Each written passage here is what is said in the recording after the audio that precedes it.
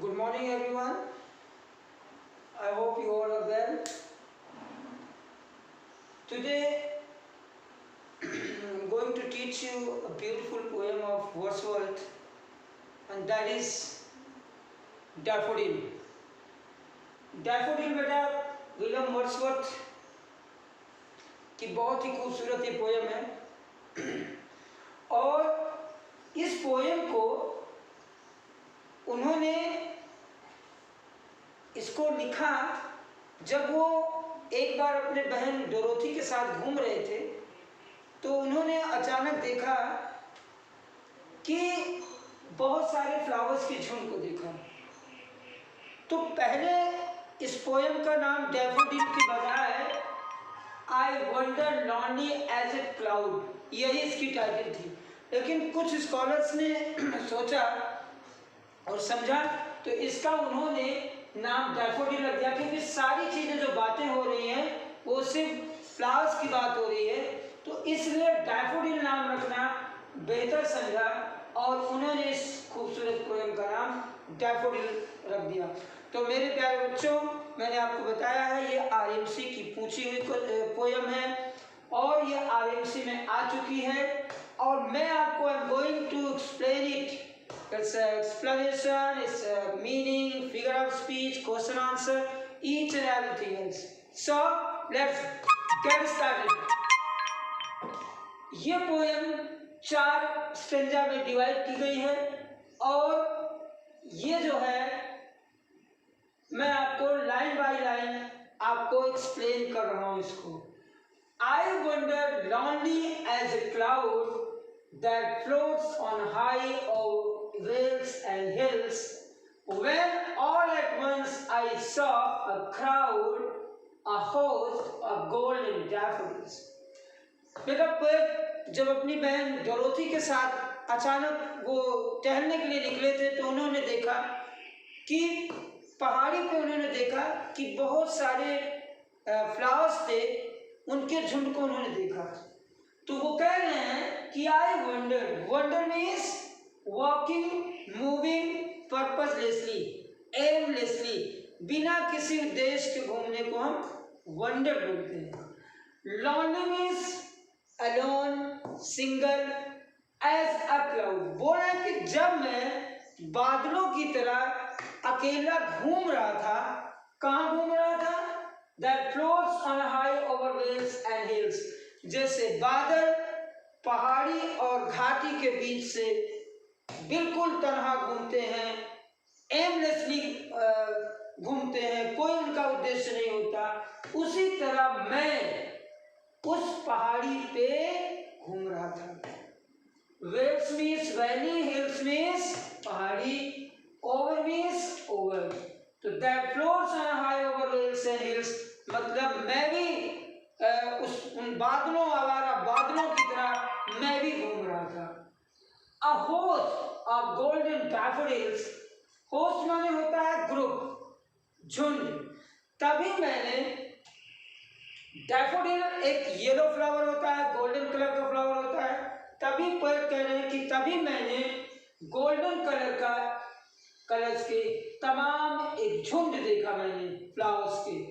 और कहाँ पे देखा, आगे वो एक्सप्लेन कर रहे हैं। Beside the lake, beneath the trees, beside means pass, lake के पास और पेड़ के नीचे, मीन्स वहां पे लेक थी, इमेजिन करिए वहां पे लेक थी और उसके किनारे एक बहुत बड़ा पेड़ था, उसके नीचे बहुत सारे डैफोडिल उगाए थे और पूरा उनकी एक झुंड ही थी, जिधर देखिए उधर बस नथिंग बट डैफोडिल्स। और फ्लावर्स क्या कर रहे थे? Fluttering and dancing in the breeze, तो जो भी लेक से ब्रीज निकल रही थी, ब्रीज मीन्स जेंटल एयर, मंद मंद जो हवाएं चल रही थी, उस हवा की वजह से वो डैफोडिल फड़फड़ा रहे थे। फ्लाइंग एंड स्ट्रीटली, मतलब फ्लटरिंग का मतलब फ्लाइंग एंड स्ट्रीटली, फड़फड़ा रहे थे और नाच रहे थे जब वो ब्रीज चल रही थी।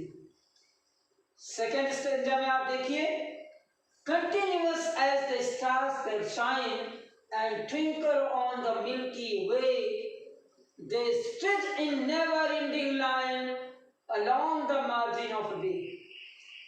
वर्षों आप कह रहे हैं कि वो फ्लावर्स ऐसे चमक रहे थे, ऐसे कंटिन्यूअसली चमक रहे थे जैसे मिल्की वे में बहुत सारे मिलियंस ऑफ स्टार्स चमकते हैं.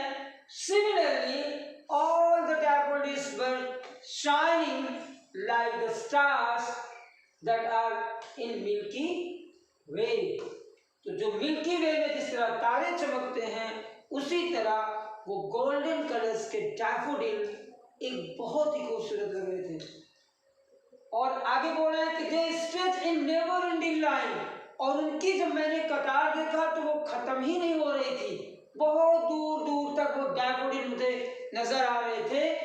और along the margin of a bay, और उनका बिल्कुल उस लेक के किनारे किनारे एकदम लंबी लाइन थी जो कभी खत्म होने वाली नहीं थी.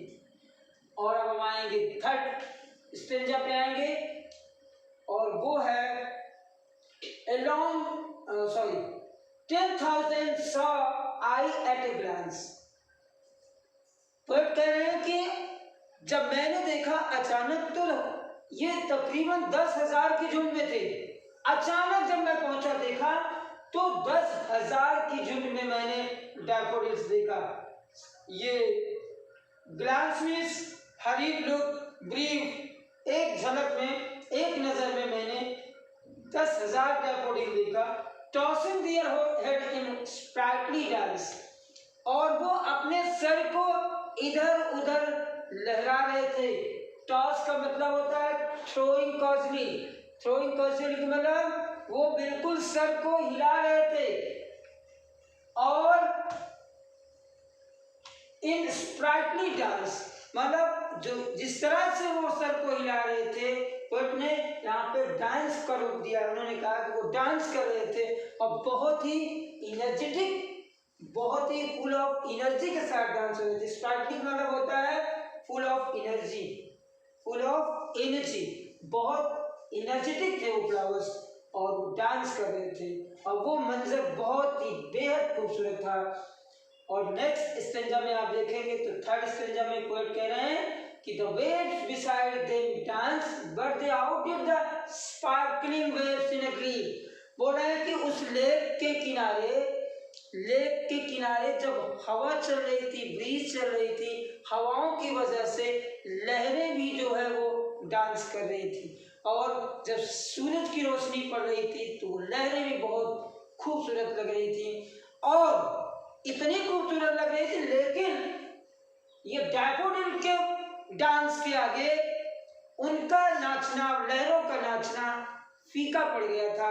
यहाँ पे मैं आपको एक्सप्लेन कर देना चाहता हूँ. The waves beside them dance मतलब जो लेक में लहरें थी वो भी नाच रही थी, but they outdid the sparkling waves in glee. Sparkling माने चमक और ग्ली माने, ग्ली मीन्स होता है ग्रेट डिलाइट. बोल रहे हैं कि लेकिन वो जो फ्लावर्स थे डैफोडिल, वो वेव्स के डांस को आउटडिड कर दिए, मीन्स उनको उनसे बेटर कर रहे थे, वो ज्यादा अच्छे खूबसूरत लग रहे थे. और a poet could not but be gay in such a jocund company. Poet कह रहे हैं कि मैं अपने आप को रोक नहीं पाया.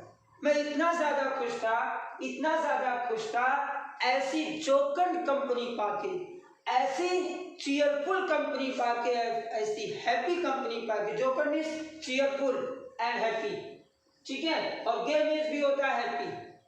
तो पोएट बहुत ज्यादा गे था, बहुत ज्यादा हैप्पी था उस हैप्पी कंपनी को पाके. और कंपनी किसकी थी? डैफोडिल की थी. नेक्स्ट लाइन है I gazed and gazed but little thought. Gaze means होता है निहारना, किसी को टकटकी लगा के देखने को गेज बोलते हैं. I gazed and gazed but a little thought what wealth the show to me had brought.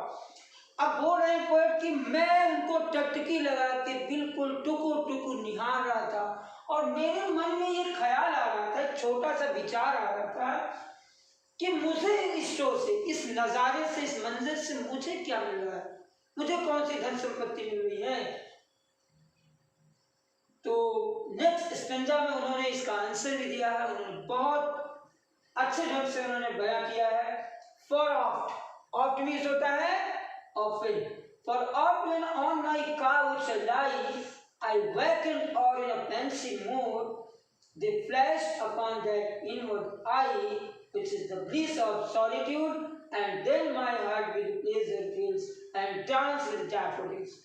For often oft when on my couch I lie, तो पेड़ कह रहे कि जब मैं अक्सर मैं अकेला अपने सोफे पे बैठ के जब मैं सोचता हूँ, जब मैं घर बैठा रहता हूँ, तो इन वैकेंट और इन पेंसिव मूड, अगर मेरे दिमाग में कुछ नहीं है, मैं खाली बैठा हूँ, या पेंसिव मूड है मेरा, पेंसिव मीन्स थॉटफुल है, मैं कुछ सोच रहा हूँ, तो मेरे मन में ये ख्यालात आते हैं, ये चीजें मेरे मन में आती हैं। दे फ्लैश मीन्स होता है सडनली कम, अचानक ये आती है।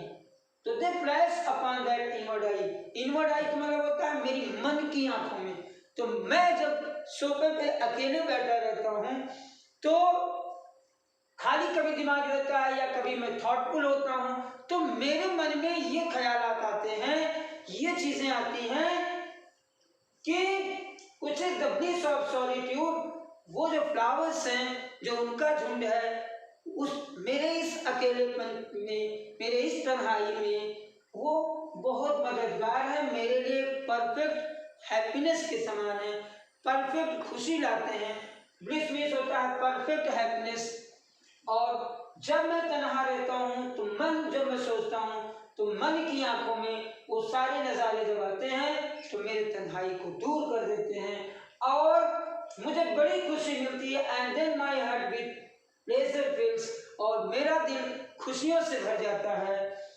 एंड डांस विद डैफोडिल, और जैसे डैफोडिल डांस करते हैं, वैसे मेरा भी मन करता है डांस करने के लिए। तो ये ही बहुत ही खूबसूरत विलियम वर्ड्सवर्थ की poem.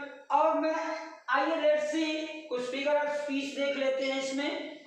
I wonder lonely as a cloud, तो यहाँ पे पोएट जो है वो बोल रहे हैं कि मैं यहाँ पे बादलों जैसा घूम रहा था। तो यहाँ पे बादल को उन्होंने पर्सोनिफाई किया है, तो यहाँ पे पर्सोनिफिकेशन है।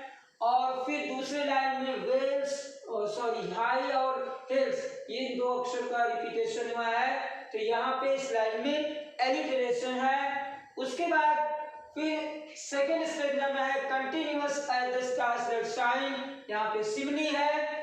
और आपको एक बार फिर यहाँ पे they outdid the sparkling waves in green, मतलब डैफोडिल ने वेव्स के डांस को पीछे कर दिया। दैट मीन्स यहाँ पे भी पर्सोनिफाई किया गया है, पर्सोनिफिकेशन है।